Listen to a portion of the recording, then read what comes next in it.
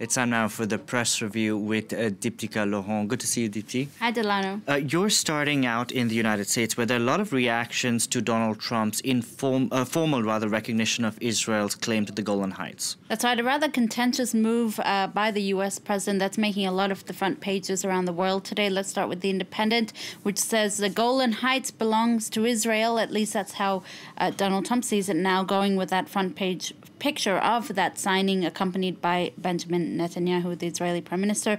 Let's show you some of the Middle Eastern papers then. For the pro-Syrian paper Al Watan, they're far more critical, saying that Donald Trump has signed, quote, Israeli illusions and strikes a serious blow to the legitimacy of the UN. Indeed, multiple UN resolutions have been calling on Israel to return the Golan Heights to Syria, who is the internationally recognized owner.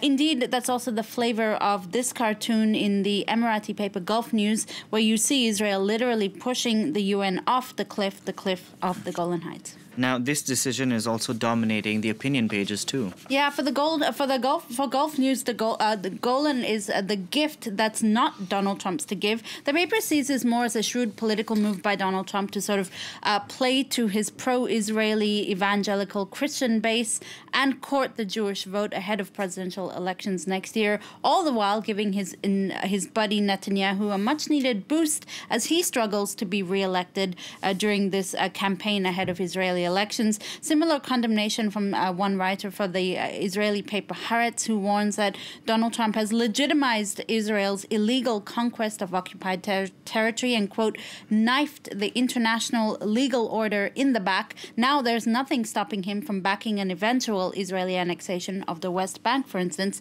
On the flip side, U.S. Senator Lindsey Graham has penned a piece in the Wall Street Journal really backing Donald Trump's decision, calling it moral and strategic, saying returning the Golan to Syria and Bashar al-Assad, the, quote, butcher of Damascus, would be disastrous for Israel. Now, the papers are also focusing on the increasing tensions between Israel and Gaza. That's right. Amid that signature, there were airstrikes and rocket fire between Israel and Gaza, entering a second day that you see on the front page of the Saudi paper Arab News here. Gaza under fire. The Jerusalem Post, one writer for that paper noting the situation is actually a recurring nightmare for Netanyahu, because a decade ago, like now, Israel was in the midst of a general election when a large-scale operation was launched in the Gaza Strip. Like a decade ago, the writer says the Gaza issue is not going away. It's not going to be solved in the next 2 weeks before the elections in Israel either. The writer saying force will have to be met with force. While you have Haaretz's editors providing us with a more conciliatory tone today, saying choose calm, not punishment. Okay, switching gears next, Deepti, where passengers on a British Airways flight bound for Germany landed up somewhere completely different. Yeah, that's right. Where on earth did they land up? It landed in the opposite direction, north, in Edinburgh, Scotland. And this was not, one of those, airports with the same name thing. No, this was an actual mix-up in paperwork, Delano. Passengers aboard the London Dusseldorf flight discovered that far from the expected industrial austerity of Germany, they were landing in Edinburgh among the castles and rolling hills of Scotland. Apparently, there was an error in paperwork that put the destination down wrong. That error trickled down to the pilots and then to the crew and eventually to the actual flight itself.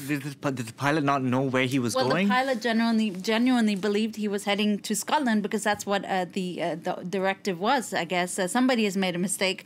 Passengers only realized the error when they landed and a welcome to Edinburgh message came over the PA system. And as you can see from the map here, it literally went in the complete opposite direction. It ended up arriving in Dusseldorf less than 3 hours late, which is not bad.